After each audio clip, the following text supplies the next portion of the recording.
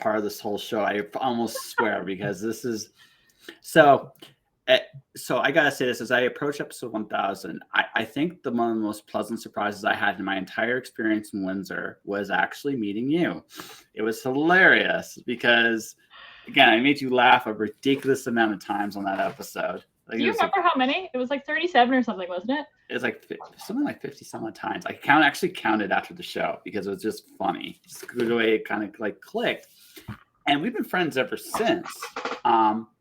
I've seen Miss Nikki through her ups and her downs, and so I have a confession. She's kind of one of my favorite people. She doesn't really believe that, but it's actually true. I said you need better people, man. No, I don't think so.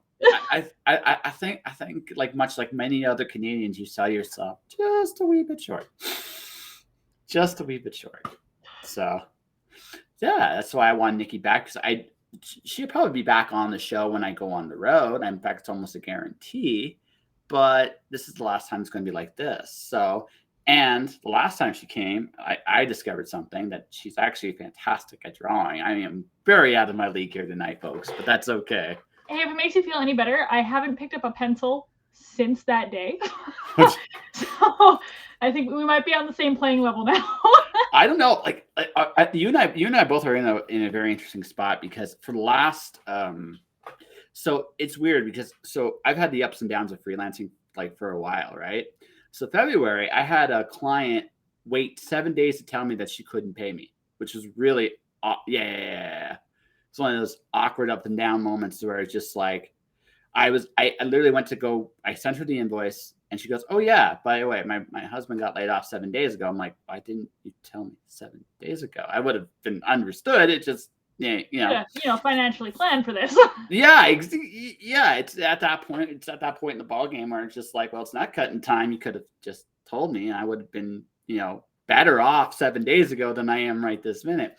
But ever since that moment, I've kind of like, it's been picking up. I have 3 regular steady gigs now, which is I'm writing a blog about some of the topics I'm putting on my Facebook, like what about, like, for example, the death thing I just put up today. I don't know if you saw it or not. Favorite character iteration of death. So I'm getting all these responses. So now I'm like, yes, because it's actual research now for me. I have to ask now, how many people have said the wolf from Puss in Boots? None. Really? None. Okay, you know what? Like, as terrible as that sounds, I do have to say, maybe not my favorite perception of death, but definitely up there. So my all-time favorite, and I took 2 out because they're in my opinion, the best 2. Terry Pratchett's death. Have you ever seen Terry Pratchett's death? Oh, you're talking about like death scenes. No. The character death. Okay, yeah. Okay, so we are on the same page. Yeah. I have not. Okay, so Terry Pratchett's death is that annoying social media thing where he talks in all caps, so he's there. The audience knows he's there, and he's in every book. Every Discworld book has death, and only like a handful of them he's the main character, but he's in every book, and you can tell because this obnoxious capitalization of everything he says. Right.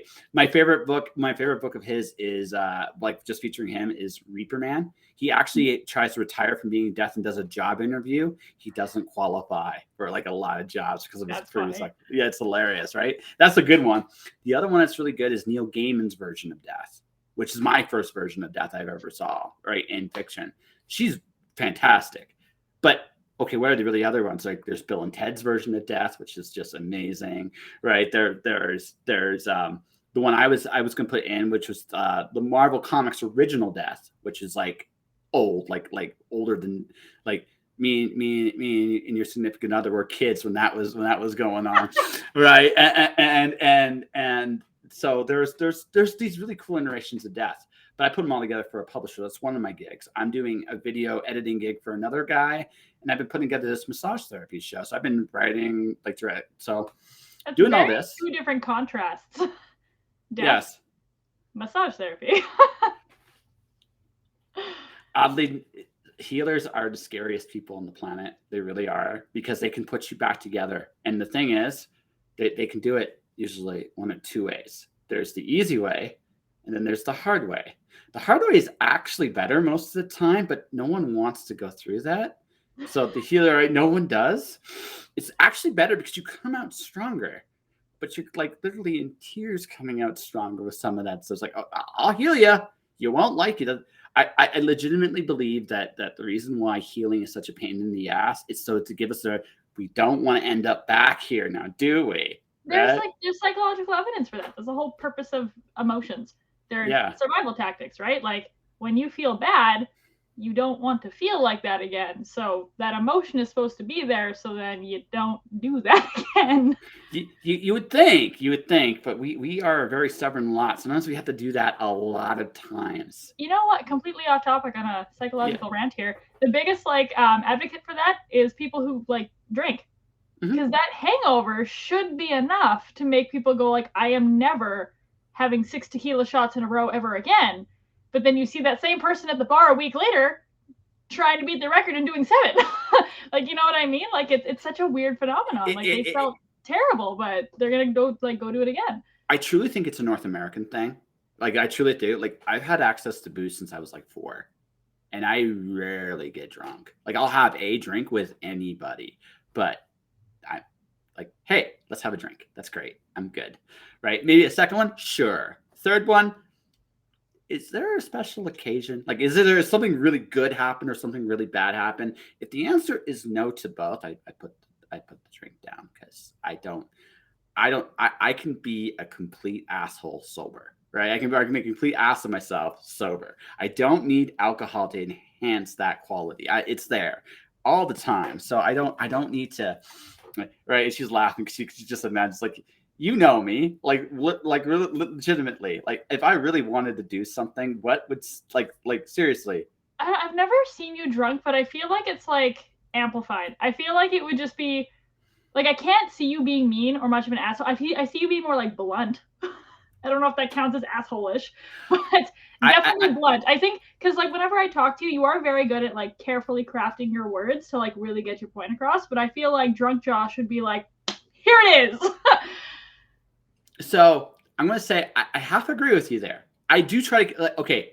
If you legitimately care, I will legitimately care to be gentle with you, right? Because I'm not trying to hurt you. If you are looking for every excuse under the sun to avoid it, my patience goes. Once my patience goes, then Blunt Josh comes out. Like even sober, Blunt Josh comes out.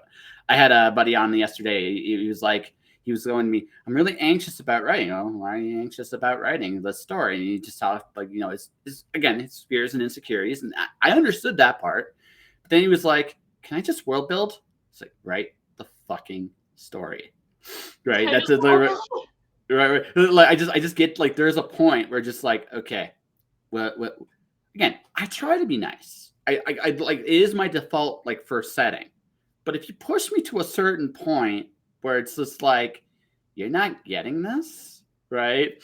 Right? And again, I could see you getting this way by the way in a couple of years. Could just literally to see it. You'll okay. try to be nice and sweet and kind. You're like, I am trying to be super patient. And if someone's legitimately suffering, I feel that patience is infinite. Like that's the thing. Like if someone's legitimately suffering and they're trying, your patience is infinite. But when you get that feeling in the back of your head that they're bullshitting you, that's when your patience will just go out the door.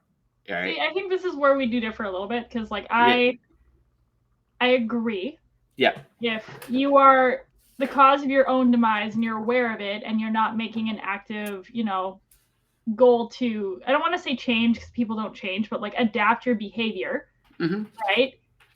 Then yeah, my patience is going to run out. But I try not to say things bluntly. And that's only because like when working like with people, when you kind of like throw their insecurities in their face, like one of two things is going to happen. Like one, they might, you know, it'll hit them. They'll hate you for a little bit and then it will process through and they'll be like, you know what?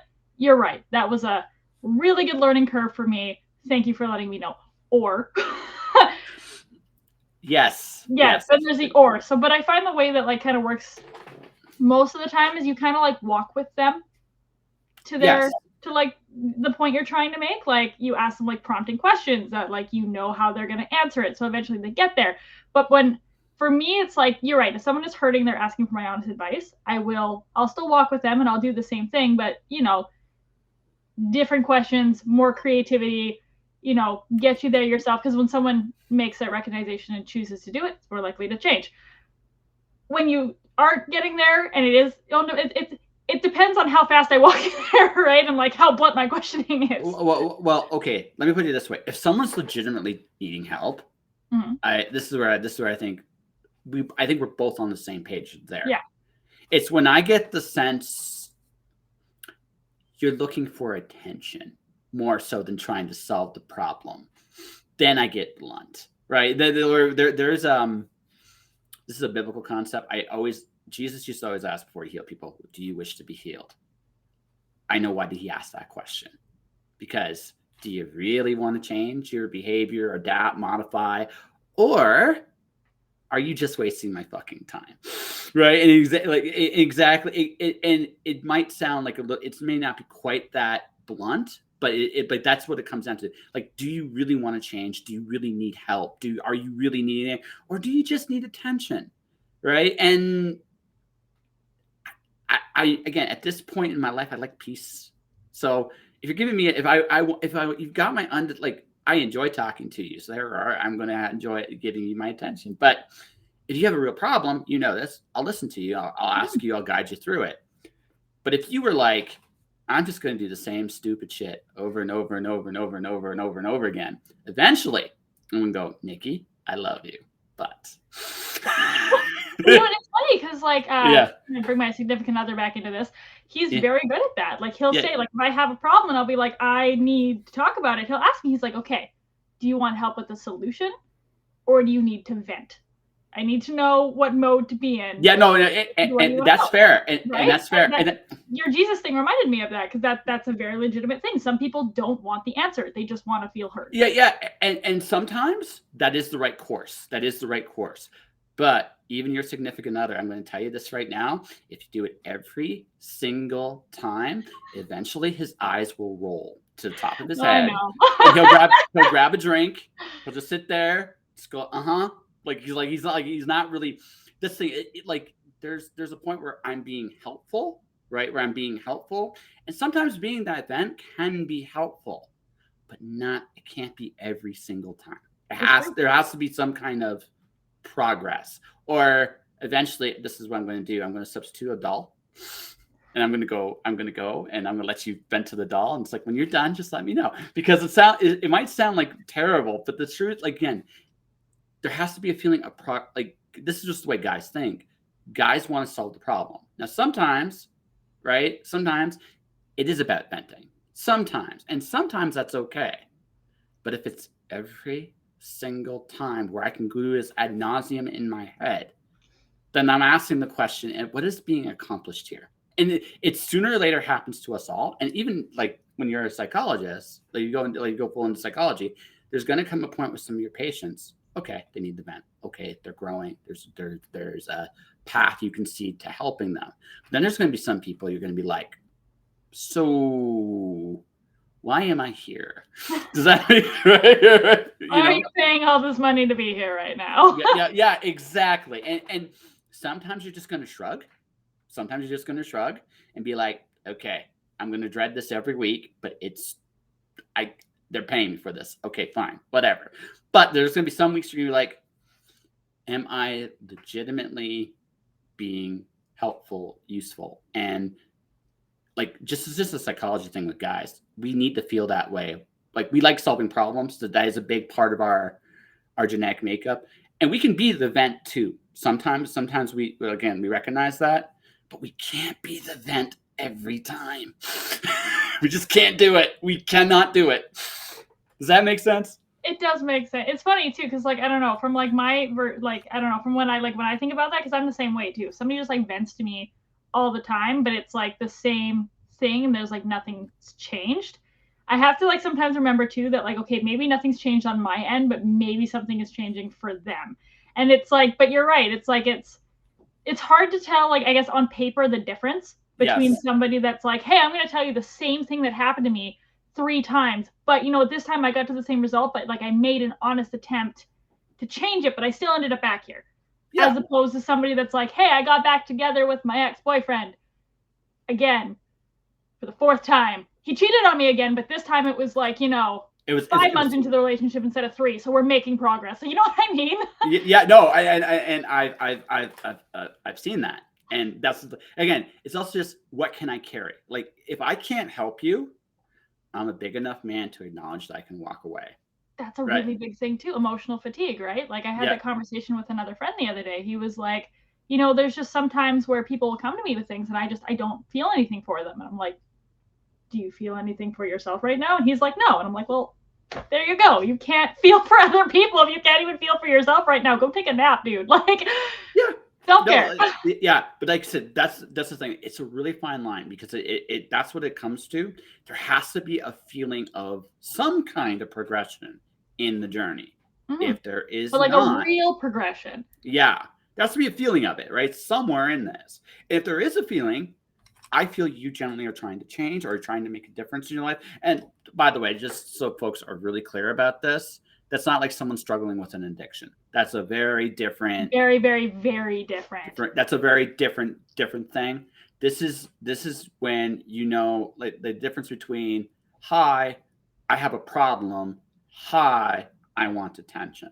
Or There's actually, a this might be a or really good way to frame it. yeah. 2 different people. Mm-hmm. One person has all of these issues, and you know what? Yeah, they're struggling, but they're working towards it, and they're asking for help when they need it. You see the strides. Like there's benchmarks. No matter how little, even like especially with addiction, no matter how little, there are benchmarks being hit, and they're trying it. Sure, they might fall back a couple steps, but they're gonna keep going. Yeah, that's it. Then you have friend number 2, who their life is just too smooth right now, and something has to happen. Mm-hmm. And then they come to you. Like, they look for that. They look for the problem to happen. And I like it. I might sound mean by saying that, but we all know somebody that does that. And that's the person that You want to avoid at all costs. not necessarily avoid, but that's the person where like I would be a little bit more blunt or walking them with you see what you're doing, right? Yeah. So then it comes the other question. Like when I'm blunt, after I've done all these things, am I making a difference for them? If the answer is no, if the answer does in my head comes to no, you do dread it just a little bit because it feels like they want to spread whatever their emotional stuff is to you. And you just come to a point, again, that might sound very callous, but you just come to a point where you're just like, I don't want this anymore because I don't know what you want from me anymore. I think it's emotionally exhausting. Yeah. Like empathy fatigue is a real thing. Yes. Oh, absolutely. So to go back to our initial conversation, so I do have that level in me, like where I will be, if I see you struggle, I have almost infinite patience with you. I have limits, but I mean by that I mean I get tired, but I'm not going to ever condemn someone for a struggle. But if I see that when I see in your struggle, or if you say you're struggling and you're not doing, I can't see any change anyway. I don't. I'm older and crankier. I get to the point now where I just do not have the same patience for that anymore. Right. So it's just where I'm at. I again, this comes from my own upbringing because I've seen that up close and personal, and I just do not have the same patience for that. But that said, I will acknowledge sometimes it's good to vent. We all need it sometimes. And yeah, that's people listening, please don't take this as bottle up everything. Like, no, it's not. No. It's not about bottling up. It's not about bottling up your emotions.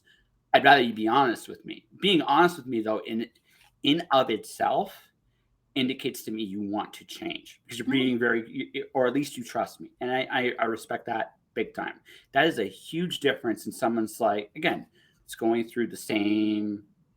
If you feel like if you're going on a treadmill and you're not self-aware of the treadmill, okay, maybe I give a little knock on the door. It's like, have you noticed you've been here before?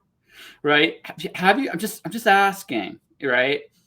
But if you're just seeing the treadmill and you're seeing that the same effort required to change for whatever reason is not there, you have to, and again, this is something I've learned, you let those people go. You sincerely hope at some point they develop the self-awareness to realize what they're doing, and then, but you wish them well, and then you let them go. So yes, when I get drunk, I get a lot more blunt, a lot less patient, right? But I'm also like a powder keg because I don't do it often enough, so I let everything out, and I mean everything out. So it's just like good, bad, and different. Like it's just like I'm one of those pressure cookers that just vent steam. I'm better though when it just I honestly, for me with alcohol, it's better for it takes the edge off every once in a while, or it's -50 and I just want to drink because it's fucking cold. One or the other. Does alcohol warm you up? It never does that for me. If you it does. So when I used to work at Pure Later, I used to work outside all the time. I'm going to tell you, after lifting physically, it does warm. Again, it's not any alcohol. It's like brandy or something like that. Like you just something very specific. Oh man, it feels good. What one, right? Feels good after the end of the day. But after a day like that, because you're just exhausted, because it's not just the physical toll, it's the cold and the insulin, like just the fact that it just sucks everything out of you. Right. I don't know if you ever worked. I don't know if you ever worked outside to that. I know as an actress, sometimes you are on set and in some very, very awkward spots. I remember one film set I was on. It was 6:00 in the morning in Calgary here, and it was like -10, and he had to lay down on the ground. You're cringing because you know exactly what that's like. You know what's funny? Because it wasn't an acting shoot. It was a modeling shoot, believe it or not. And you know what? Some of the best photos I've ever gotten, probably like magazine worthy. They were beautiful. However, it was up at, I think it's called Crescent Falls. But we went there in like January when there was snow everywhere. And like the falls were like frozen behind us, but the photos looked amazing. But there's one where I'm like sitting on a rock and my legs are exposed because I was wearing a dress, but there was like snow on the rock. Oh God. So you had to I had to look like all nice and pose, but as my thigh was numbing. You're like, so that's why I cringe. Like I get it. You're professional. Yeah, you have to do it sometimes. You agreed to the gig. Yeah, you exactly. Knew what was gonna happen. Yeah, but again, you're a professional. But doesn't mean you're gonna go in there going, yeah, guns blazing. You're like, yes. No, that's not what happens. You're gonna be like, so can we just get the uncomfortable parts over with quickly so I can at least be somewhat comfortable out here? And then sometimes, again, where you live, it rains a lot. I mean, a lot.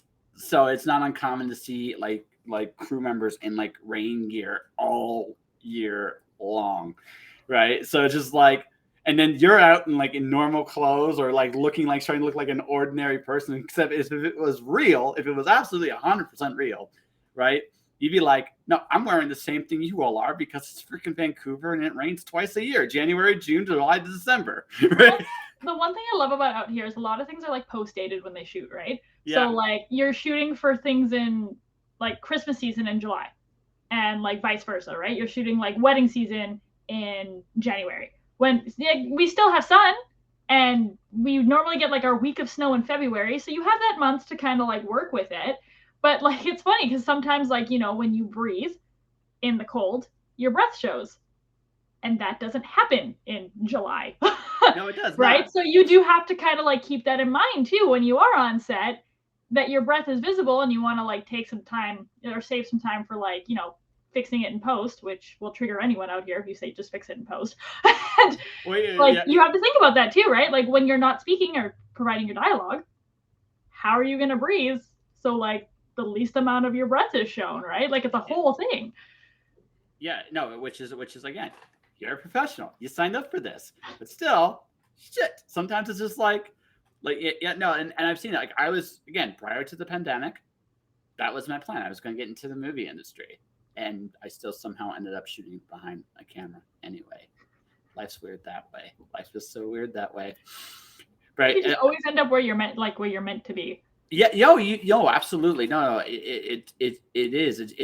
It's funny how sometimes life goes, right? Sometimes you're like, I'm going to go this way, and you're going to be like, because I'm trying to avoid this. And next thing you know, I'm back, just in a different way.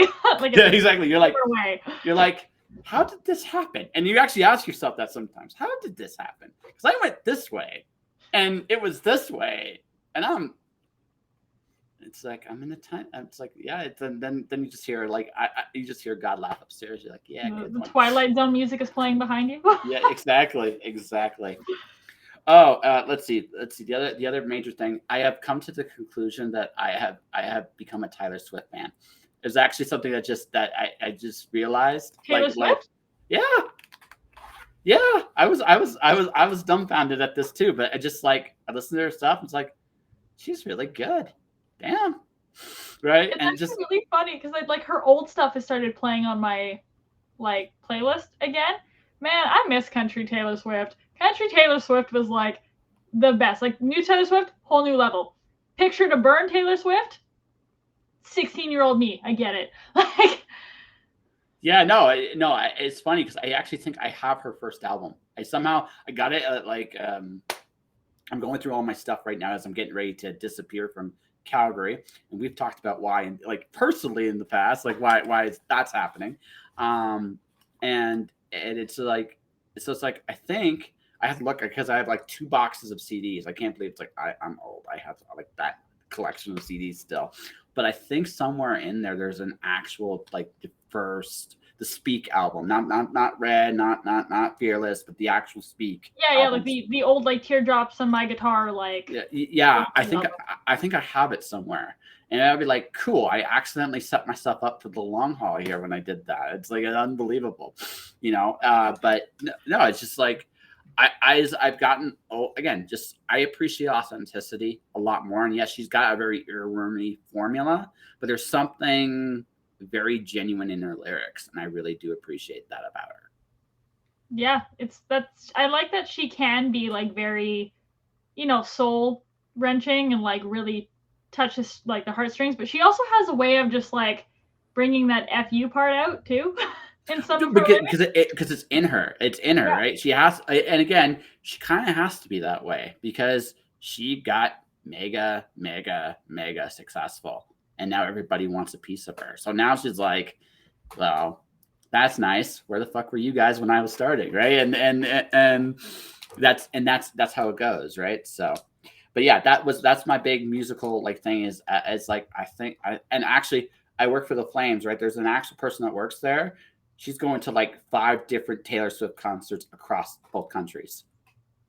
She's going to Phoenix. She's going to like all like it's incredible actually the tour she's going on. It's like that's how I broke the ice with her though. I like it's like hey I like Taylor Swift too. Just like yeah. So yeah, so that's been my big like hobby of discovery so far this year is yeah I think I've become a Swiftie. I don't know I didn't plan on it but it kind of happened. So how about you? Like any cool discoveries? Anything you gotta? my 2023 resolutions. You have 2020. You have 2023 resolutions. Okay, what do Is you it got? resolutions or is it like epiphanies? I can't think of the word right now. Well, okay. Did you discover like any cool art stuff? I don't know how much time you have, but discovering cool art stuff that's like, hey, that's really neat. It's cool, right? Or yeah, if you want to talk about your goals for 2023, we can do that No, here it's not too. even my goals. It's more of like what I guess maybe like what I've noticed like weird things about myself. And like it's funny because I really don't know. You really don't wait, but Like I guess like things like I don't know, I've had to slow down a little bit. So like as I've talked with you about before, like I was going a little too ham and might have took on too many things at once. So yeah, I had to take a little bit of a break, but because I had to take that break, I actually like looked back at a bunch of the stuff that I was doing. And like earlier this year, I was like ready to give up on film. I was over it. I was done. I was like, this is hard. I don't want to do it anymore. And then my agent was like, hey, you need a demo reel. Throw that together. So I finally released that today. I saw. No. So but you had that moment. We'll talk about that in a second. yes, I did. So I had that moment where I was like, okay, you know what? I've actually come pretty far. I couldn't see that because I wasn't looking at everything like how I had to in this past couple days. And the other one was like school too, right? Because like I needed to take a break from school because I want to switch schools to come to a school in Canada as opposed to being one in the US because that will be a nightmare to actually practice psychology if I graduate there. And so because I had to stop, and I was like looking back at all the essays and all that, and I was like, I neglected my mental health and my self-care so much to reach all of these goals that now that things have just settled, I feel a lot more at peace. And so I've learned the art of balance in 2023. Interesting. I don't know if I've learned the art of balance. Sorry, I'll rephrase. I've learned the art of appreciating balance and knowing I should have balance. Acquiring that. Maybe we'll get there in 2024. But actually, do you want a really interesting piece of advice to get there this year? Okay, you look back, right? And you realize just how fucking awesome you really are, right? Right? And it's like, holy shit, I did all these cool things. And so when this was, we'll say, about 6 years into my Purelator run. And I was just before I fixed the teeth. It's before I had released a couple books. I was like, what? This is hard. So this is right before I got nominated. Podcast got nominated for its award. So I looked back. I took a minute. I just did a resume of all things, just a basic resume of all my skills. And I was like, I started writing them all down. I'm like, holy shit, when did all this happen? Like because in the moment you're doing it, you don't realize everything you're doing in that process. Yeah. Right. You just don't. It becomes part of a regular churn, and that's just the thing. And you get and it's so easy because so much time is going into it to go like, I'm just going to be caught up in the process. Now, right, your significant other will tell you this. I'm going to tell you this. Those days are not done. In fact, in some ways, those days are just getting started for you. But me and him probably do this better than you do. And this. We sit back and we enjoy the ride a lot more probably than you've allowed yourself to up until this point in time.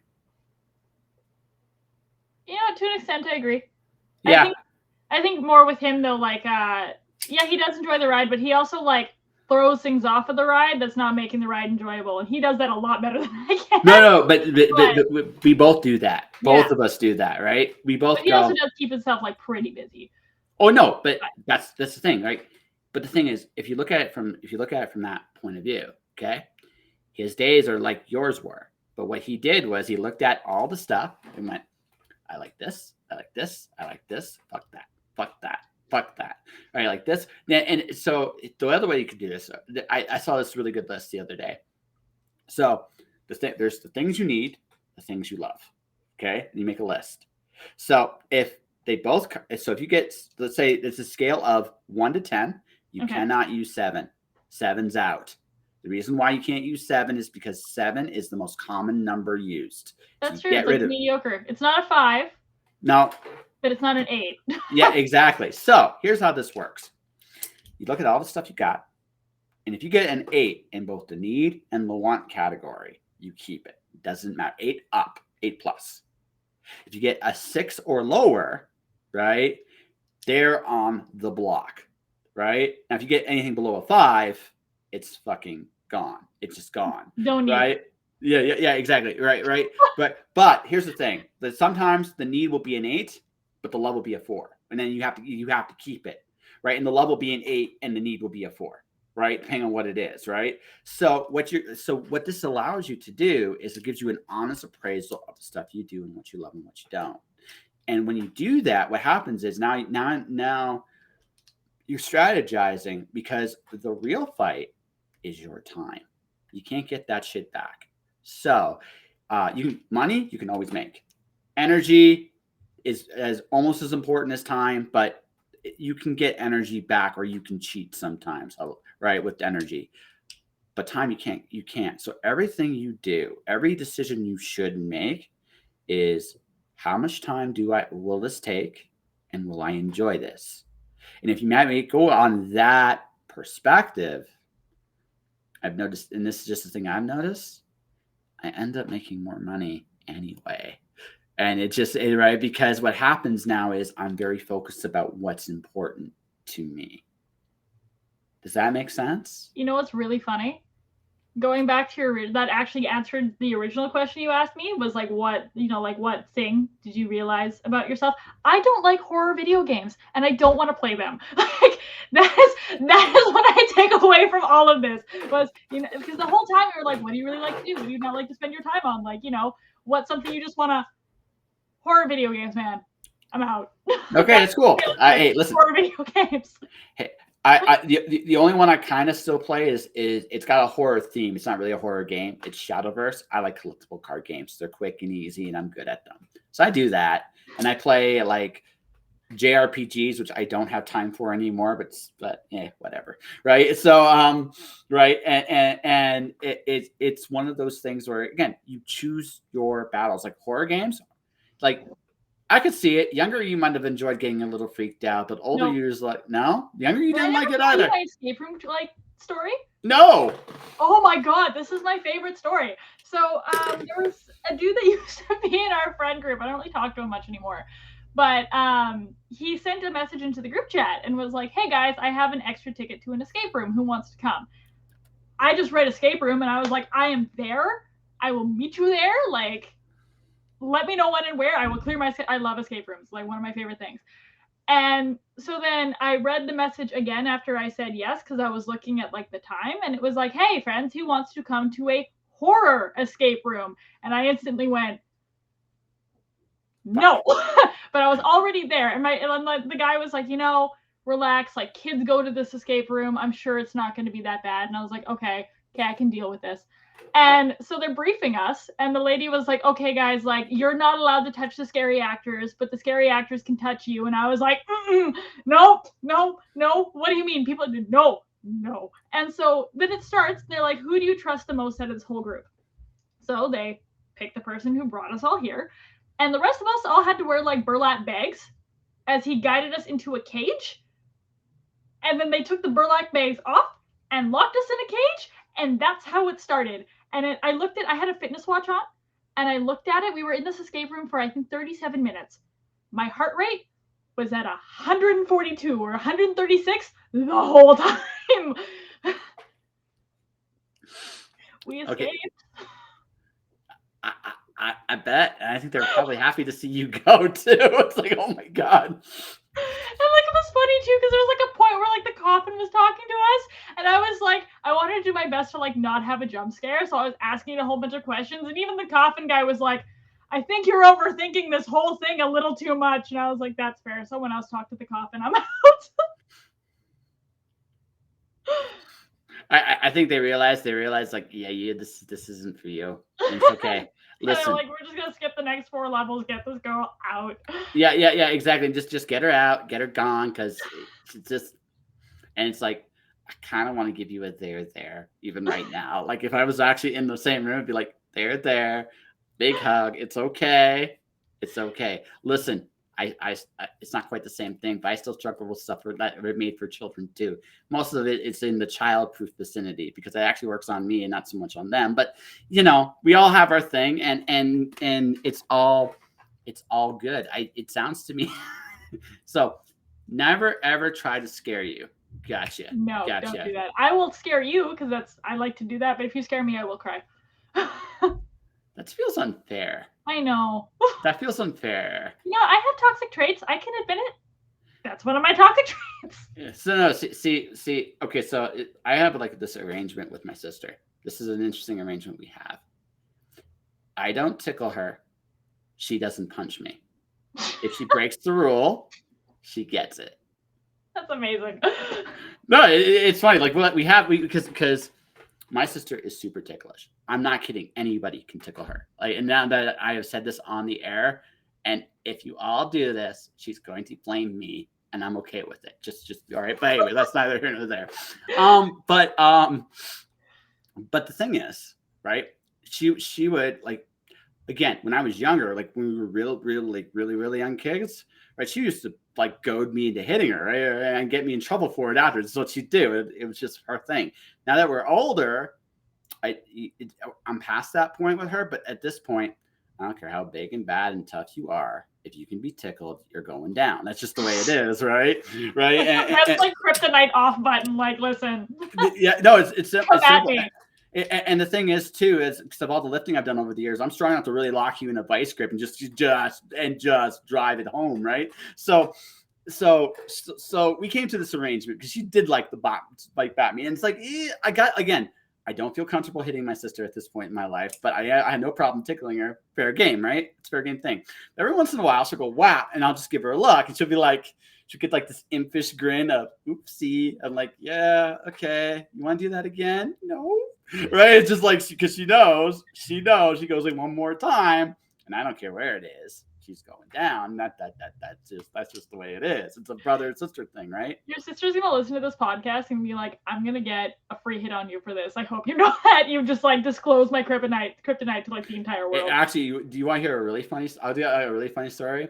I tickled her so much in high school. It's like she went to Australia for like a youth ministry thing. The kids there would tickle her down to the ground. Oh no! Oh my god! Yeah. So yeah, exposing family secrets like that. It's okay. It's like there's not podcast for. Yeah, exactly. Exactly. It's like that's it. So no, it was legitimate kryptonite. Like again, I'm a little ticklish, but I can kind of control it for the most part. You'd have to work hard on me. Her, nah. Right? It's like nah. So that all said, no, it's just like we all have those little things. So basically, okay, I gotta be able to do something to you. If I can't scare you back, I gotta be able to do something to you, because there's gotta be a give and take somewhere in this. I'll think on this.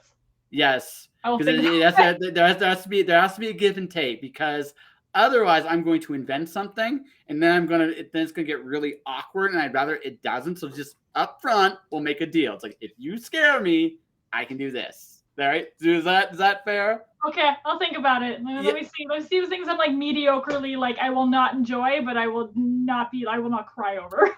Yeah. Again, I'm being upfront with you. I think that's a fair thing. We're friends. You have at this point we know each other well enough that we can actually torture each other a little bit, I think, and be okay with it. I love that friendship. I can hurt you, but it's fine. Do you know what I actually? I know what you mean. Yeah, no, well, no, it's not that. It's the. Razzie. I realized this a long time ago about the nature of like good relations, love in general. It's that freedom to be yourself around somebody. That includes all the weird shit we do, right? That includes all of it. And as I've gotten older, I love that shit more and more. Now, grant you, I'm still my ass, where from left field does this come from? But right. I might still do that. I am human enough to wonder, why the hell are you doing this? But I dig the fact that for whatever reason, with the people I am close to, they trust me enough to do that. Mm-hmm. And that's what it is. It's trust, right? Like you can't. Yeah. Like that person is like, you have a good connection with them when you can razz them, and they're not like you know what I mean? Exactly. So that's the thing, right? So like, if I get to the point where you can try to traumatize me in fear, I should be able to do a little trauma back to you. And it's like, it's a beautiful relationship that way.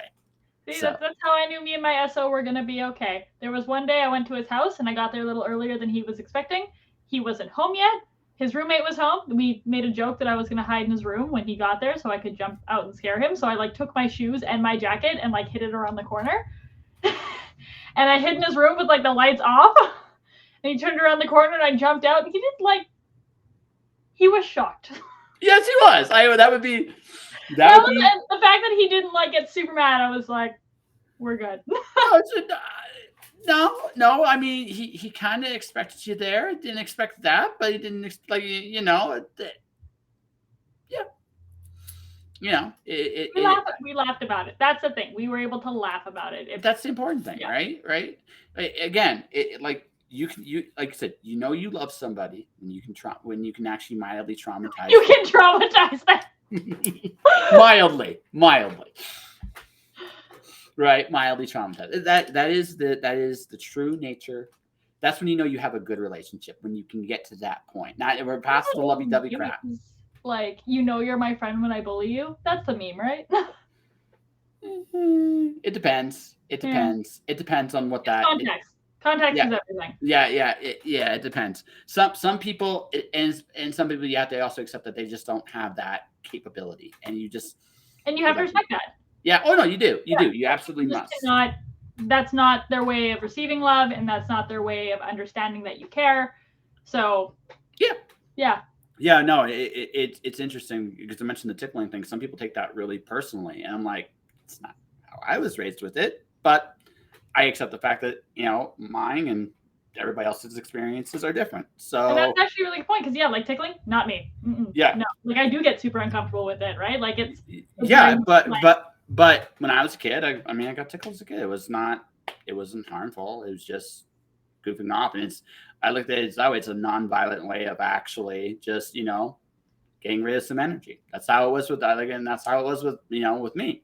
So, and eventually, also, I learned that how to toughen up and hold it in. So now, it is possible to tickle me. I won't deny it, but you have to work at it. It's be a really weird question, and then we should draw something. Yes. Really, really, really weird question. Have you ever researched like what that is? What, the tickling? Yeah. No. Because everything we have is a defense mechanism, right? Or like some sort of survival mechanism. But then there's tickling. And there's so many articles on like, why is this a thing for us? You should look into it. You will not be able to look up to it now. This will be a rabbit hole. And honestly, it's the weirdest rabbit hole that you will ever experience, but it is a rabbit hole. And there's lots of different arguments that it was for like survival, or that when because there was the argument was, we learned about it in our psych class.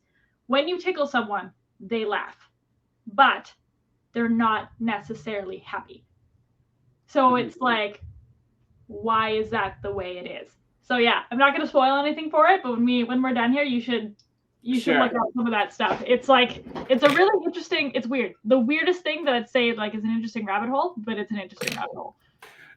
I could see that going in a lot of different places, right? It could go in a lot of different places. So it depends on the context and who and for what purposes of the research is. So that's all I'll go with. So we are supposed to draw stuff tonight. So I have a few things I kind of thought would be kind of fun, because we do have similar. I didn't bring any Zelda stuff tonight because I figured if anyone was going to do that, that would be you. Not even that. I'm like, yeah, if we're behind, I got you. Yeah, exactly. Yeah, right. No. Oh, but I also know we both like this. Oh yes, we do. I think I even have a picture of that. No, it's my other sketchbook. Yes. Okay, let me pull out a pencil here.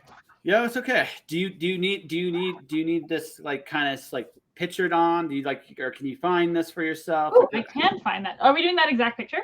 If you want to, we can. Okay, let me see here. I'm pulling it up on my my phone here. Yeah. Oh, it's the first picture that comes up. Here we go.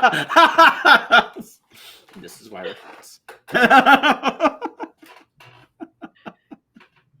Thank you, Wikipedia. Yeah. Okay. All right. And I just I got from one of my jobs a happy client right as we were doing this, so it's kind of cool. Yay. Okay. Let's see if we can do this here. Okay. Are you ready? I am. Although, before we get into like the intense stuff, can we try my game? We can try your game. I'm not above trying your game. Okay, guys. When you play this game, please try it at home and send me your pictures, because it's my favorite game. The last time I did this, everybody was Nigel Thornberry, and it was amazing. But so essentially, this game, it's like you do it once or twice, but you have to look at the other person and draw them, but you can't look down at your paper. Okay. At any point. You can. Boy. It doesn't have to be like, like the barn door thing where you can't take your pencil off. You can take your pencil off. Actually, I encourage it. It's more of the fun. But you can't look at your page. Okay. Boy. Okay. Little known fact, folks. I actually have drawn Nikki quite a bit because he actually does play a small bit of a role in a graphic novel I'm working on. I actually asked her if she would be cool with that. She was. So I'm keeping that going until it's done.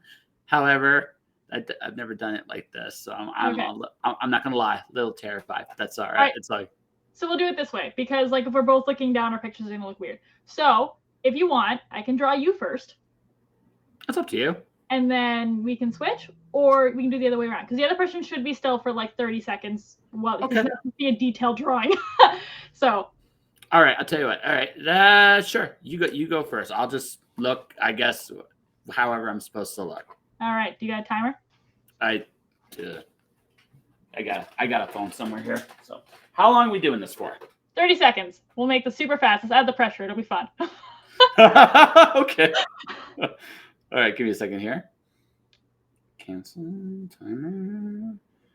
Blah, blah, blah, blah, blah. So how about we do this? Approximately 1 minute. We'll Okay. go a minute. We'll go a minute. I feel it's like a reasonable time. Are you ready?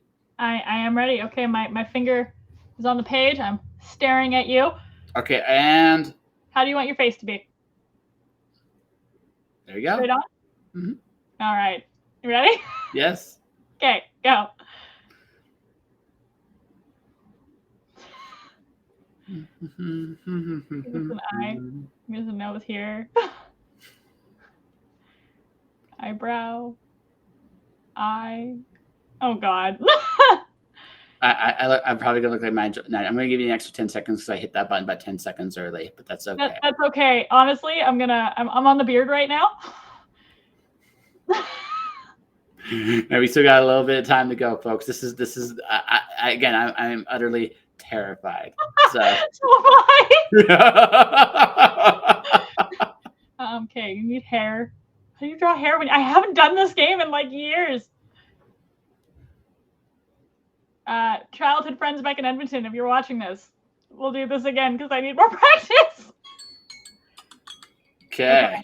All right, I'm shutting my book, and I will show you what it looks like afterwards because now it's your turn. Okay. Oh God, so it's your turn. You gotta set yourself up with a timer here. Okay. You know what? I'm gonna do this the easy way. Alexa, set a 1 minute timer.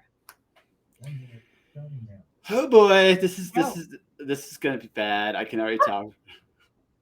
Whenever you're ready. I'm ready. Your minute started. Oh, I'm good at this, folks. Oh boy, this is gonna be bad. I can already kind of tell. I'm not even looking at this, so I have no idea. I think I screwed that up. It's okay. Here's the funny thing: I've gotten to the point where I can actually kind of tell when I'm completely off. Like I have no idea what I did with your nose there. Your eye is like probably all the way over here. Yeah, no, it's totally like it's relatively in the same position. Let's see.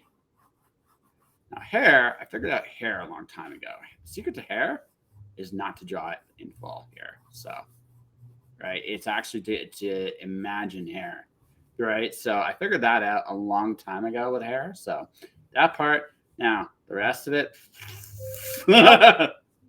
Alexa, stop. So. Oh my God. I'll go first. Okay. I actually think I did your eyes okay, but I don't know what the hell I was doing with the nose. You have to text me a picture of it because it's pretty pixelated. Yeah, so I will do. I will text you a picture. Okay, you ready to see? Yes. Okay, so it's not Nigel Thornberry, as more Homer Simpson. I'm all right being Homer Simpson. I mean, I'm not choking out Bart, but I mean, it's a Homer Simpson. So yeah, it's all good. You know, It's so not you at all. Although I almost got the eyes right. Almost. I'll take that. I'll take that. That's actually really funny. Yes. There. You know what? Bonus points for you guys watching. Turn this into a drinking game. It gets a lot more fun. It does. Although fair warning, I certainly just try up to 5 drinks. After that, you're probably stop. Yeah. I wouldn't say that. I'd say like 2. Yeah. Because what tends to happen there is we have a tendency to like, not really care when we're that drunk. So it's like, yeah, it's close enough. It's like it's not even close at all anymore. It's just, it's something. That's all it is. It's just something. But no, I am genuinely glad you're doing well by and large. So especially, won't go into details, especially compared to where you were last year. I am super happy for you. Me too. Those memories keep popping up, and I was like, wow, I was a mess. Yes, you are. But you know what? We both made some pretty good strides, and I'm really happy that you're doing pretty good in Calgary too. It's not exactly the easiest place to live a lot of the times. I could get y'all from Alberta, but um, it's yeah.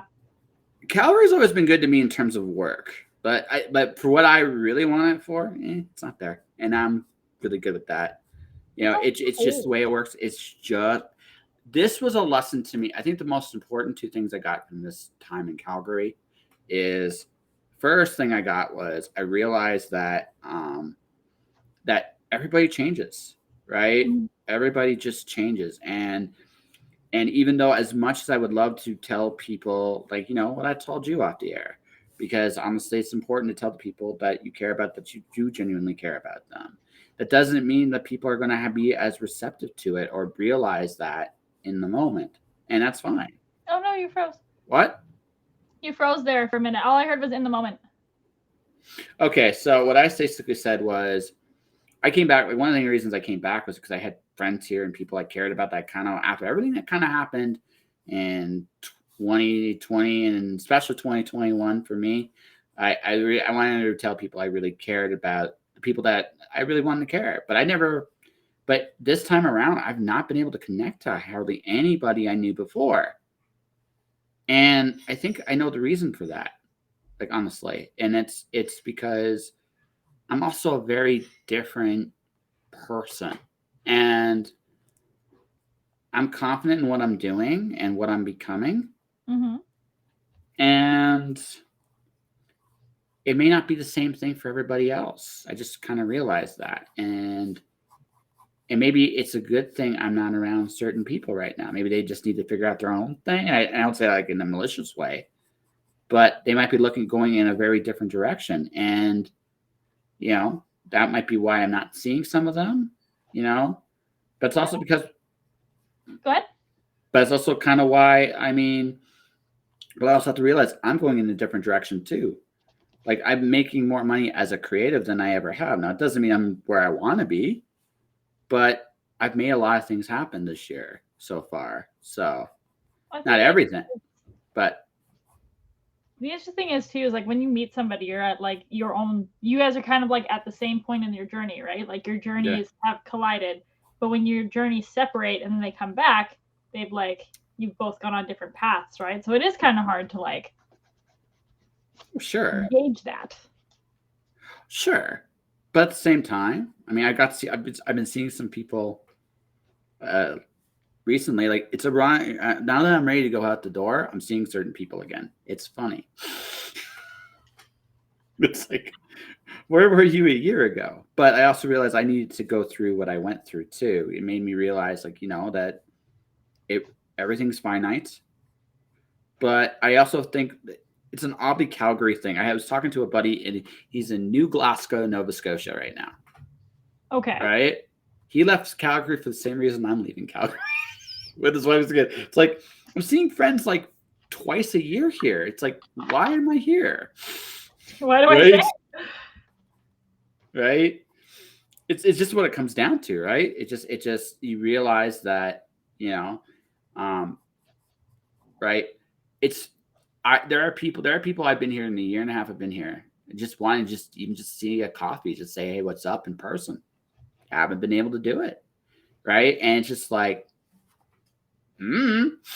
right? So, but I mean, if I can't connect with people, why am I here? Does that make sense? Well, yeah. If you went back to, feel those connections again, and they're just not happening, why would you stay if it's not, giving you what you needed? Yeah, exactly. And again, I'm not holding anybody to blame or anything like that. It just is just how it's worked out, right? So I just kind of go, okay. And it's not like I'm not going out of the way to try to meet people. I too. It's funny. I've become this. I boost everybody's confidence around me. It's kind of fun. It's been kind of fun to watch. So it's been kind of fun to watch. It's like, when did I become this wise dude? I don't know. Or that's what people say. I'm like, give me some of your wisdom. Like, okay, I guess I'm wise. Sure. I guess I'm wise. I don't know when that happened exactly, but hey, okay. I'm questioning it. Nope. At this point in the ball game, if that's how people want to perceive me, I'm not going to argue with them. But I've also, again, that's the other big lesson too. The big thing about the pandemic is I learned is I definitely screwed up with Alphonse, but that's okay. I got an evil golem version of Alphonse going. You're still on your first. Like I gave up on the other one. I've started to. The first Elric just did not do very good. We're on a new page now. I see. Here's the thing. I kind of don't worry about my screw ups. I look at it from that enjoying that process thing. Because even if I screw up, it can be a lot of fun. I had an illustrator, like an actual professional illustrator on the show. She's 18, so I kind of feel inadequate, but that's okay. Yeah, right. We were talking about. So she did a client something similar. She was doing 5-minute drills with these images, right? So I tried to draw Batman, and like I screwed up the ears in like 30 seconds. I was like, it's like, this is not Batman. I can tell it's not Batman. But in that 30 seconds, I'm like, well, I can stop or I can keep going and see what I make. Yeah, see where it goes. Yeah, just see where it goes. And I came up with this new and wonderful character that is not Batman. That's I did see that picture. Yes, you did. Right? Yeah, that's a Tina Hidalgo. She is incredibly talented illustrator in her own right. And no, it's just like I was joking about, hey, so this is a style thing. It's all about the style thing or something like that. So I have an Alphonse Elric that looks kind of like an evil version of a Cookie Monster, kind of, sort of, right? I'm gonna call it Cookie Monster Alphonse is what I'm going to call this. That's that's pretty in tune with his character. Let's be real here. Yeah, well, kind of. I mean, my favorite thing about Alphonse was he was the adult of the relationship most of the time, just because he wasn't fully driven by emotion. Yeah. No, he wasn't. Elric was very emotional. Yeah. Well, yeah, because he felt responsible. That's why. He felt super responsible.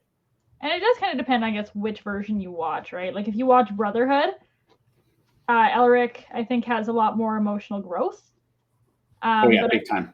I think if you watch, the OG Fullmetal, that growth isn't as prominent, The end of the series, he grew so much. When they actually got the Philosopher's Stone in the OG, oh, that growth was amazing. It's some of my favorite episodes are the last 10. They're just such because he like the big growth thing for him was he forgot what he looked for, but now what does he do with it? And recognizing the risk to his own brother, right? His whole approach was so much different than it would have been when the Edward that found the Chimeras. That was he was in such a different place. And also that the last 2 episodes of that show are absolutely amazing. Like I love the OG, but I also love Brotherhood's closer to the actual manga. So that's why they redid it, right? Yeah. Because the original one that came out, she was only like 4 or 5 volumes into it. And to the studio's credit at the time, they actually tried to keep the spirit of the show like with where they went with it after.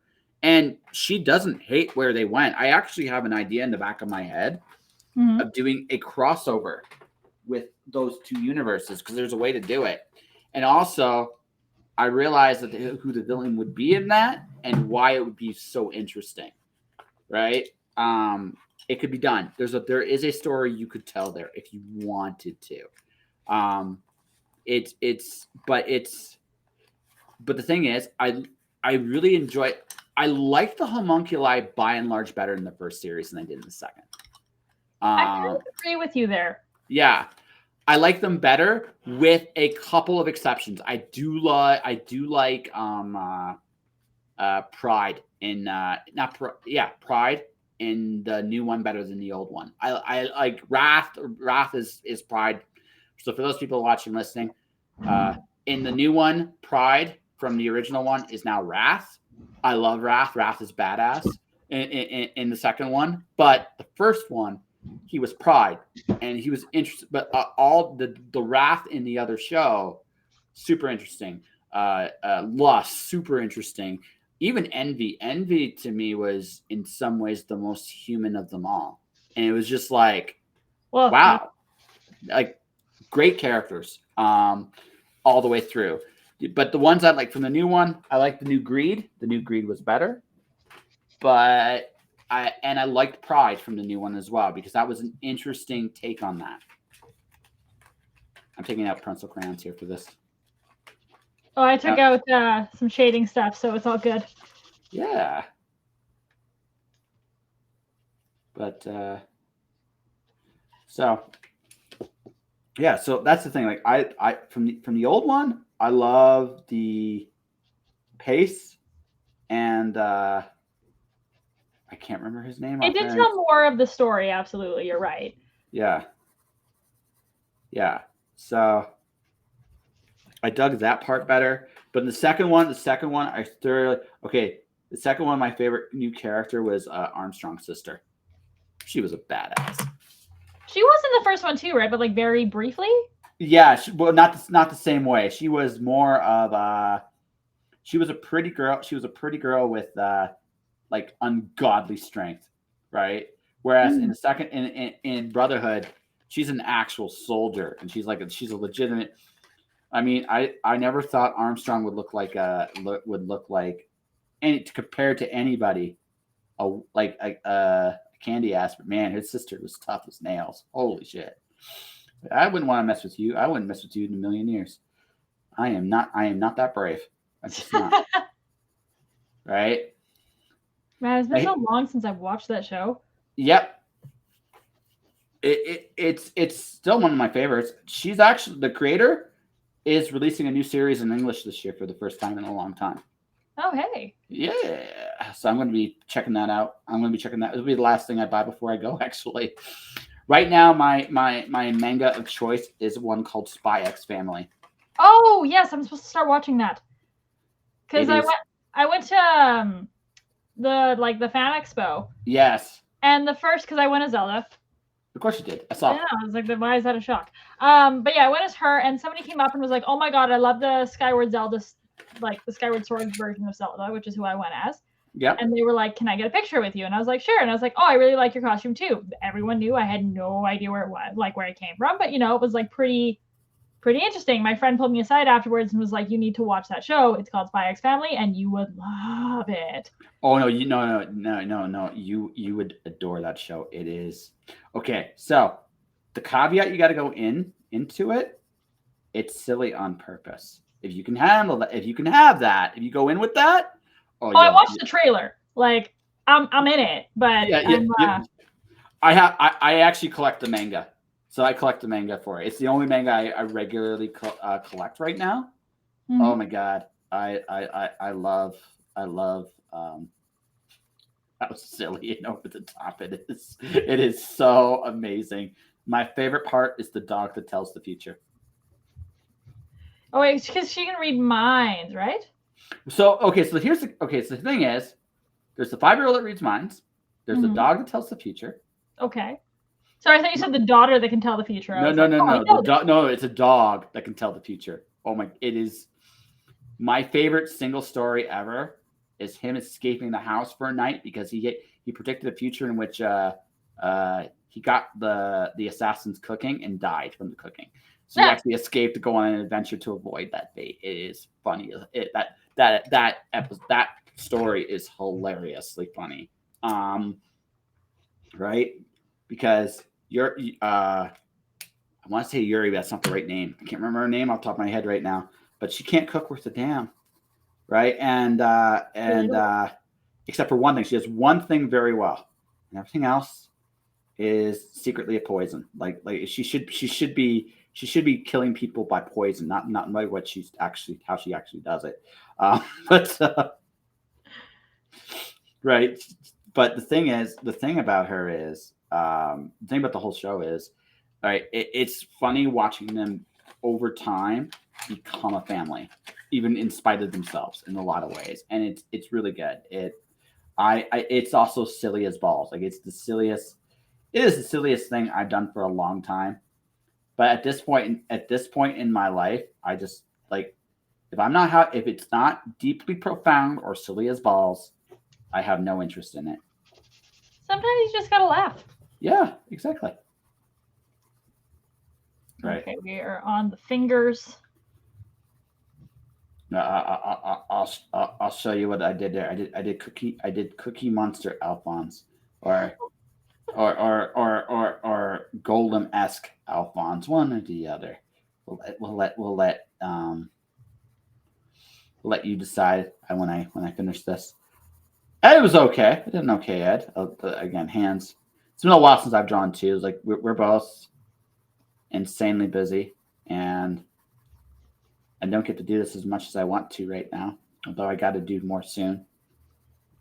Yeah, I have missed drawing, even though this is not turning out the way I wanted to. But that's okay. Well, I get you're probably still do way better than me. Probably, I'm almost certain of it. You are incredibly talented. It's one of those things where like I spent so much time doing this back in school. Yeah. That I haven't touched it since then. And it's like it's actually kind of sad. It's like this talent that I lost. But you haven't lost the talent. It's just not where you're at in your life right now. Look, I've seen your drawings. Like, no bullshit. You're good. You're really good at it. And if you wanted to, you could do more. But okay, this is for me. Here, want to see mine? Yes. Cookie Monster Alphonse, right there, ladies and gentlemen. I love Cookie Monster Alphonse. That's right. I think I did an okay Ed. I think my Ed's okay, but Cookie Monster Alphonse for sure. I like that you have color. I am like not brave enough to do color. See, you should be. You're like, okay, straight up. Do you know what drawing is for me? And it could be this for you too. I'm allowed.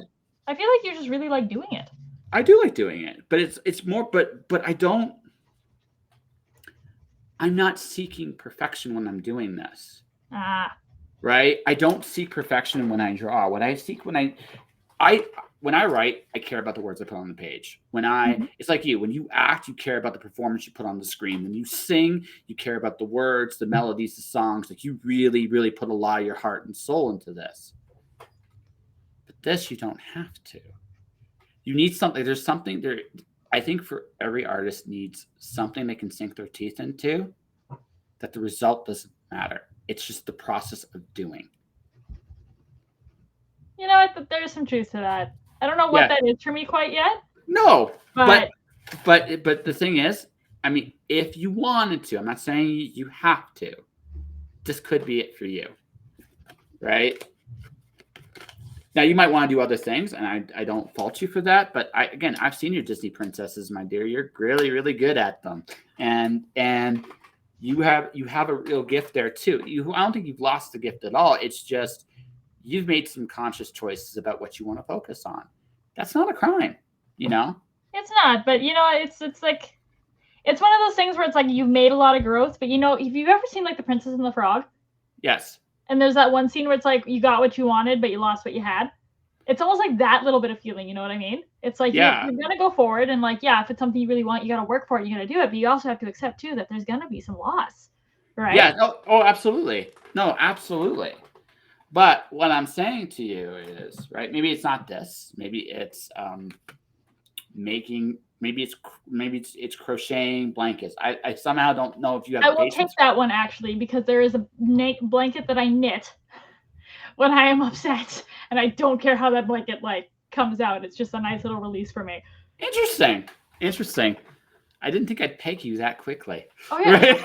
It's not like knitting. It's like finger knitting, but yeah, it's really no. But again, there's a part of you that enjoy. Again, there's when I'm drawing, I see it as problem solving, but also a place I can experiment without worrying about what the result is, right? Mm-hmm. Which makes I'm doing the graphic novel, it's kind of awkward because I care a little bit more, but I'm trying to keep it where I don't care that much more, if that makes sense, because this isn't what I necessarily want to do as a career. It's just what I want to do when I want to have fun or want to solve a problem or want to put my brain in a different space. And for you, maybe it's the blanket.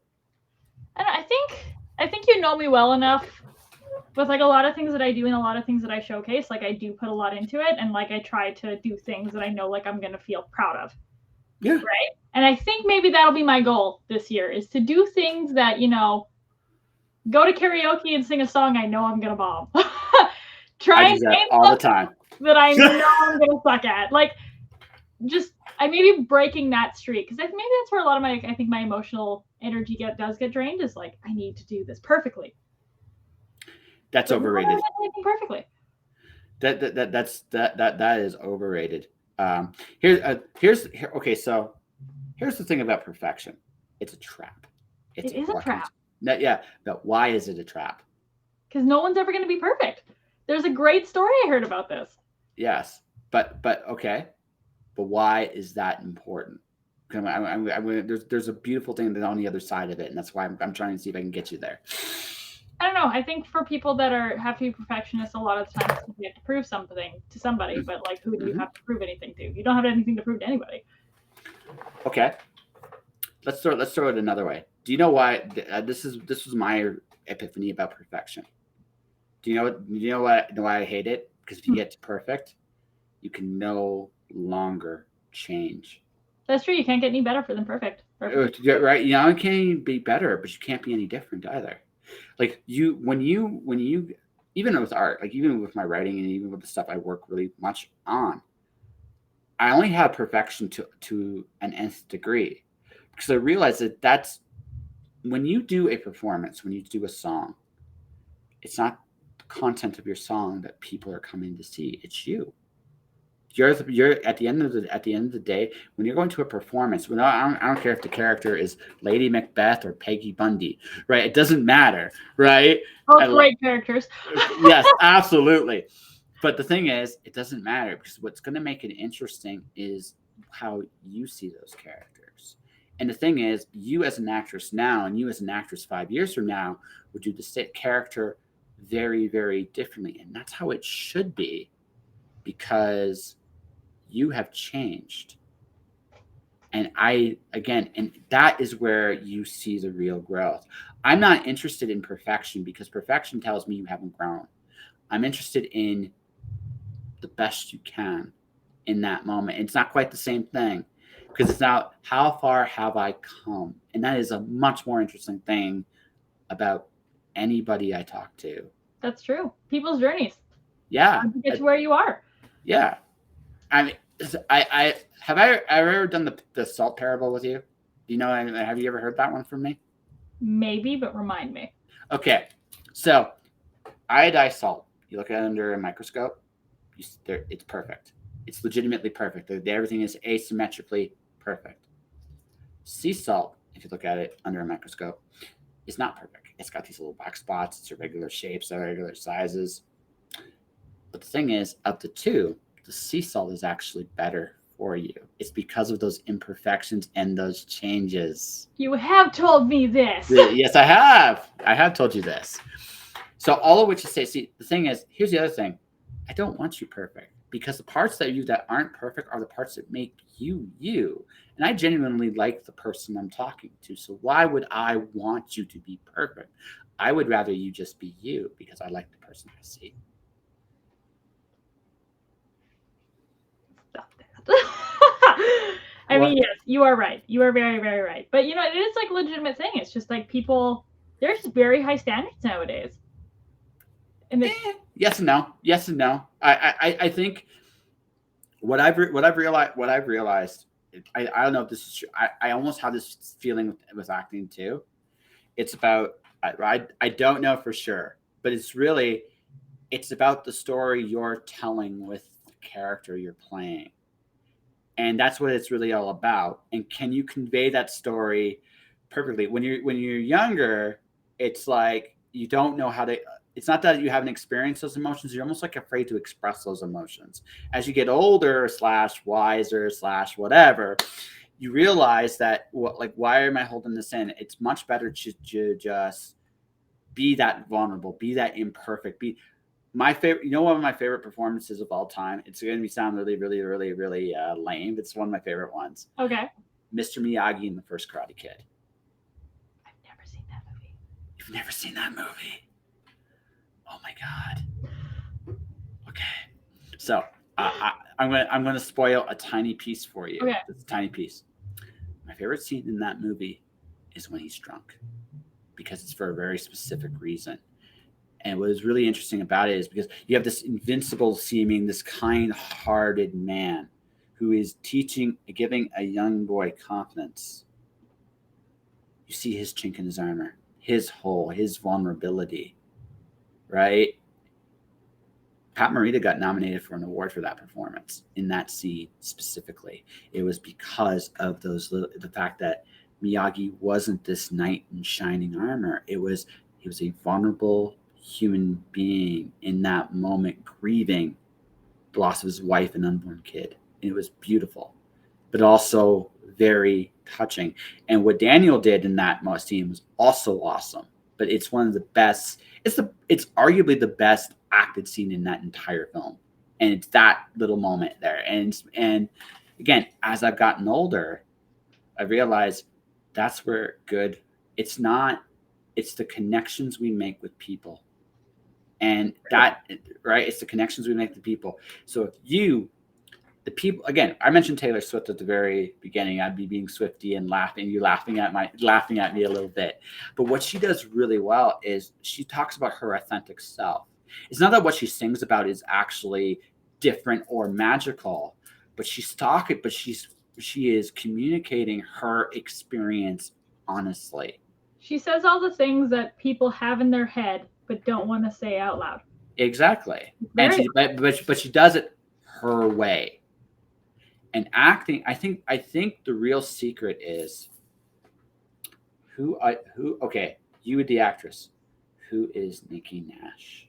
Honestly, can she look in the mirror and be that person? That be okay being that comfortable, being vulnerable and confident enough to project that to an audience. Because if she can do that, she can actually play any role, whether it's a serious role or a funny role. Doesn't matter. She can do it because she's got the range and honesty, because she knows who she is in real life, and take those pieces that makes a better performer all the way around. And when she writes her country music, it's the same thing. I don't think standards are necessarily higher. I think what's happened today is we all know the technical stuff, but can we be honest with who we really are? And if we can do that and be confident in projecting it, that's when we touch people.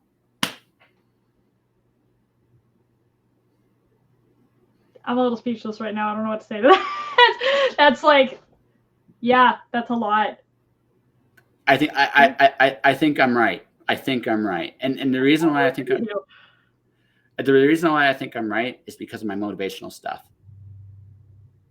Some people will look at me and go, "Oh, that's sappy shit," right? Sappy is good. Yeah, sappy can be good, but you know why it works for me? Because I believe it. That's why it works. I've noticed that my following has been growing and growing and growing. And the reason why it's been growing and growing is I'm the real fucking dude. What you see there is not that much different. I fuck up more in real life, but that's not that. But I mean, not that much, but not that much more. It's me, and because it's me, and right, I can come across authentic. I don't put the roadblocks in my head or in my heart. I am who I am. This is a part of me I have no problem sharing with you. And you will love me or you won't. And either way, and if you don't love me, I don't give a shit. And if you do love me, great. Right? This is me. You're like, I got nothing. Absolutely nothing. But you're right. Yeah. That's the secret. And that's going to be your secret too. Because you're good. The roadblocks.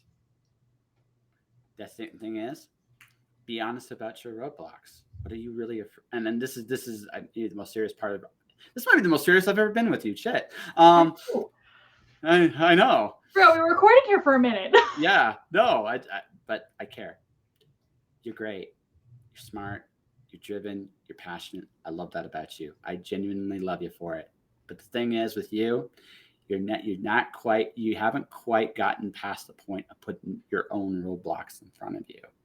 You don't need to. Life's fucking hard enough. Like I get you're tough, but but you don't need to be that tough. Like, I mean, you don't need those kind of muscles. You're great. And the honest truth is, it's the stuff like I wrote about this not the other day about writing what you give a shit about. That stuff matters because you matter. And honest to God, the moment you fully unlock that, you will be unstoppable.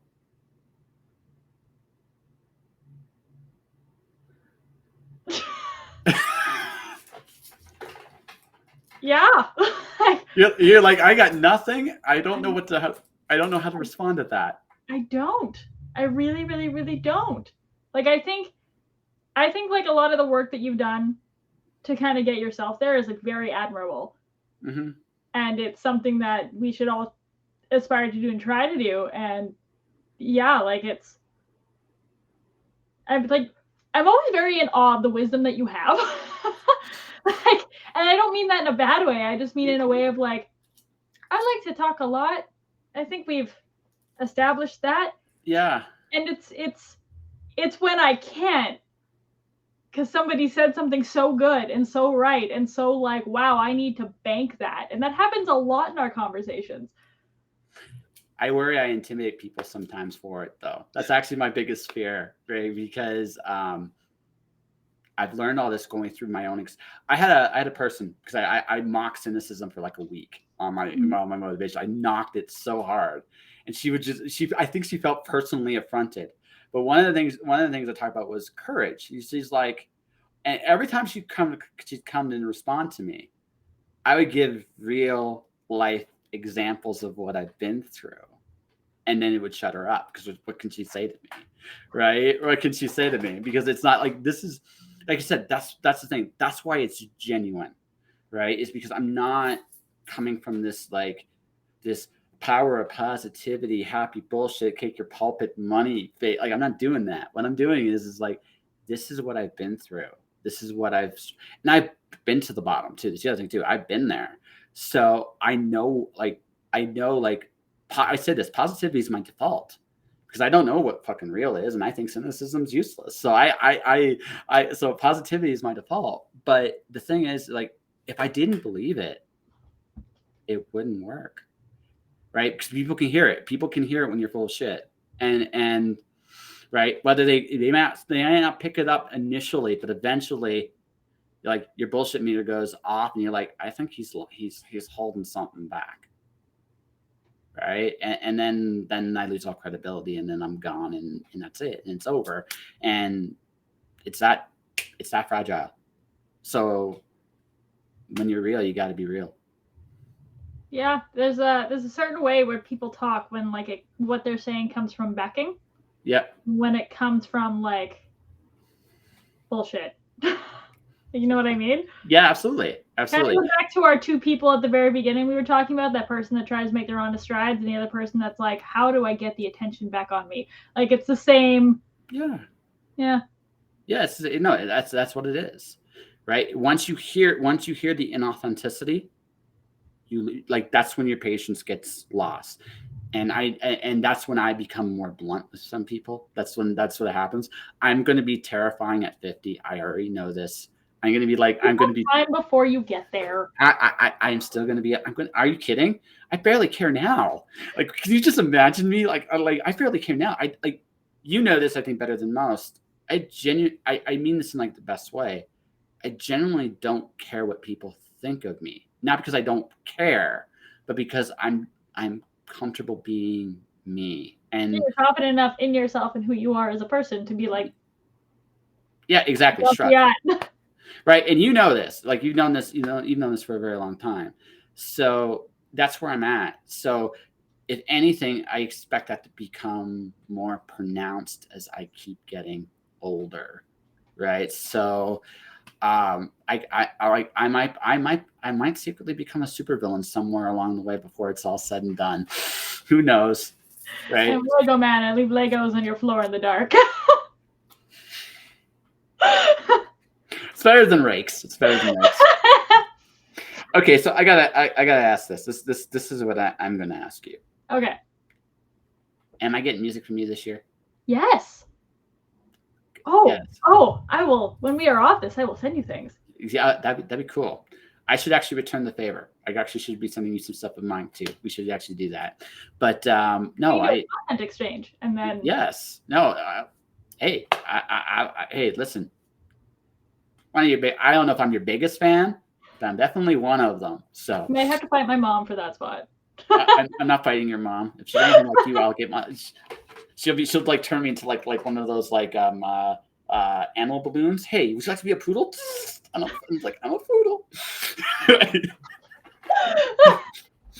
Right. I see. Like I said, I somehow see your mom as she's a lot like you, but takes far less nonsense. Is that Mom? If you're watching this, can you just send me a message afterwards if that is your your view? Yeah. I mean, I see what I see is I see someone that looked at their daughter, loved her passion and drive, and understood it. Right, understood it. Circumstances were different for her. This again. I'm imagining this all in my head. So this could be complete horseshit, but you got your passion from somewhere, and I'm willing to bet it's her. You know what? Actually, you know what? I would say she's maybe doesn't take I take more shit than she does, but she's more empathetic than I am. Which That's fair. Yeah. So like I think a lot of my patience and my empathy and my like ability to understand people like do come from her. Yeah, that's fair. That's fair. But that's why I don't take as much. Sorry, that's why I take more shit than she does. Because she'll be like, she'll take it, but she'll like empathize it and internalize it and like let you just get everything out, and she won't attack you. No. That's how I attack people.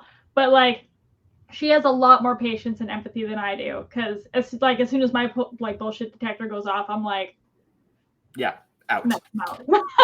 Right? Like this isn't a genuine conversation you want to have. You want to attack somebody, or you want to like, this is not healthy. But she'll sit there, she'll listen, she'll internalize it, and she will support the person in whatever like way that they need for as long as they want. And I really admire her for that, because I don't even have that kind of patience. Like, that's good. But I mean, I'm just saying, like I said, you are the products of your parents, both of them. Like even me, like I was raised primarily from my dad, but I got things from my mom too, good and bad, both my parents. And I can see some things I do, and I'm like, yep, I got this from you. Then I see some things from I got this from you. And then I see do some things that are completely unique to me, and I'm like, well, can't blame anyone for that one. I'm just an idiot. So. You know what? I do have to say, I think my perfectionism and my belief to never think that I'm enough, I think I do get that from my dad, because my dad has like extreme imposter syndrome. Hardest working man that I know. Goes 110% in everything that he does. Was like, president of an association for a little while there. But like has zero confidence when it comes to like how he feels on the inside, that he feels like, he's earned this.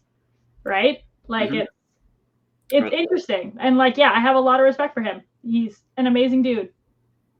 My fifth rule. Yeah. Do you know what my fifth rule is? No. Do you remember? Get out of your fucking way. Yeah. So when this podcast was nominated for an award way a long time ago, that's when I really had my first real taste of imposter syndrome. And for me, I realized what it actually was. Imposter syndrome is a fear ultimately of success, and what that means is it's a fear of change. So fear of failure, fear of success are the same fear. One is a fear that anything you do is not enough. That's fear of failure, and the fear of success is I don't know what happens next. Right? I don't know what happens. I've done it. Now what? Right? So the way to combat this, I realized, is I asked myself three very, very, very, this goes back to that enjoying that process more a little bit. I asked myself, how did I get here? What are my great points? And what do I legitimately suck at? Because 1 and 2 got me here. and maybe even 3 a little bit. So, not, again, those imperfections sometimes actually make you great. It's actually interesting how that works. But what I've learned is, what I've learned on that one is, you realize what you're good at and what you're not, what you struggle with, and you be very honest. So, can I put myself in positions where those really great things I do can shine? And can I take myself, if not completely away from the things I suck at, can I minimize those things or learn how to overcome those things? And when I did that, when I actually asked myself those questions, my imposter and me don't really talk very much anymore. He doesn't know what to say to me. And that doesn't mean I don't have my moments. We all do, but we don't have a regular day-to-day conversation anymore. Now we just have like maybe once a week, once a month. That's by the hallway. Wait, yeah. Yeah, exactly. Sup, right? Right. Now I got to deal with my ego a little bit more. I had to keep my ego in check a little bit more. I haven't earned it, number one. And number two, that can be my undoing. And that's the one thing I realized is my ego is my weakness. I gotta keep it nice and level. That's why I think the universe sometimes puts me in the situations it does. It keeps me humble in a good way, right? So, right, but it's again, the way I dealt with my imposter is I was just very honest about the fact, and then I said to myself, you know what? I didn't do this for these good things. These good things came as a result of me doing this. I should enjoy them. Mm-hmm. And you should. You've done a lot of really good things, and you are a really good person. And like it just, I try. I'm gonna say this. I try to be a good person. I will never. This isn't like an imposter syndrome thing. I realize where I am far from perfect, and I know, and this isn't like a perfectionism thing. I'm a human being that does the best he can, and I am very good with that. Yeah, you're right. I'm good with that. That is the bare minimum. You just have to try. Yeah, well, that's it. That's it. That's all I claim, because again, good is a relative thing. There are things that I try to encourage everybody to do great things because everybody's great. But at the same time, oh man, I got my own issues. I'm good. I know what they are. So yeah, we all do. Yeah, exactly. And again, it keeps me somewhat humble. We'll leave it at that. It keeps me somewhat humble, right?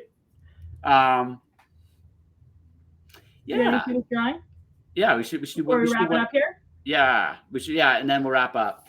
What do you want to do? It's your turn. You pick something. Oh, I don't know. I was just gonna show what I did, and you were gonna show what you did, and yeah. I already showed you what I did. See, did you add more? No, I didn't do more. I got to the point. I got to the point with you that I felt like I had to attack your perfectionism a little bit in a way, and honestly, I'm hoping some of that stuff sticks. It did, because you know what? I'm looking at this photo now, and I'm like, it's not that bad. It's pretty good for like the. Oh, here wait there. You're really good.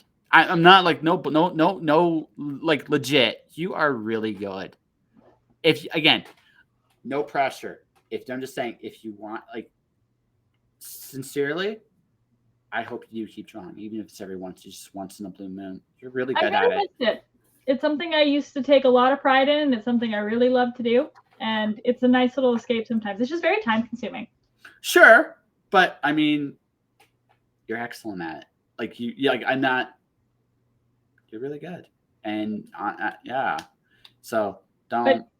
But this is a really good example, though, of what you were saying earlier about how far people come, because I saw where your drawing started, and where they're going now, and like it's.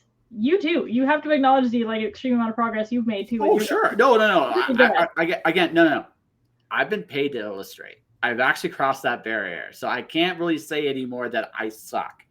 What I do say, this is what I do say, and this is what I'm very honest about. It will never be the priority writing or podcasting or producing will be for me. It never will be. That doesn't mean I can't have fun, and that doesn't mean I can't get good. in the process of having fun. But I don't worry about, it's the one art I have where I just don't worry about, there's no pressure. I just have fun. You know what I mean? So I've left you speechless a few times this episode. You did. Is that the new thing we're going to count now? How often you just like... Just floor you? Yeah, there. I'm glad you got floor from this. Well, yeah. Well, no, because I get the feeling if this was in real life, I had done this to you in real life, this is what would have happened. If you were walking, you'd stopped.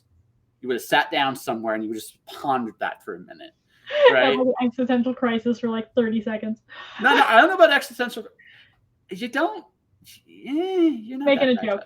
Yeah, it's a joke. Okay. Yeah, you're not that person, but I think I'd make you pause. I'd make you think. Right? If this was real life. So could I floor you and stun you? Like I said, so I meant what I said. You're great. Just don't be afraid to show the world what you care about. It's wonderful. Okay. All right. I don't want to make you blush any more than I already have tonight. Right. So we're like a lot of foundation, so it wouldn't happen. Yes, but it doesn't work. Well, okay. So I guess there is one last thing I did want to say, because this is probably the last time you're going to be on the show like this. This won't be the last time you're on the show, I don't think, but this will be the last time you're on the show like this. Thank you. Thank you. Don't thank me. I showed up. You. No. I think I can say we both benefited. You're one of my favorite people. Like, legitimately, you're one of my favorite people. Like I said, I thoroughly enjoy making you laugh. I thoroughly enjoyed talking to you.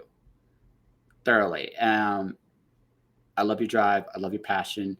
You know, you're pretty too. That doesn't hurt. So, I mean, it's just one of those things where I thoroughly have enjoyed discovering you, and I'm glad I did. I'm glad I've got to know you too. It's yeah. Like, you're one of my closest people too. I love you too, man. Like, no one else I talk to for an hour and 45 minutes. Right?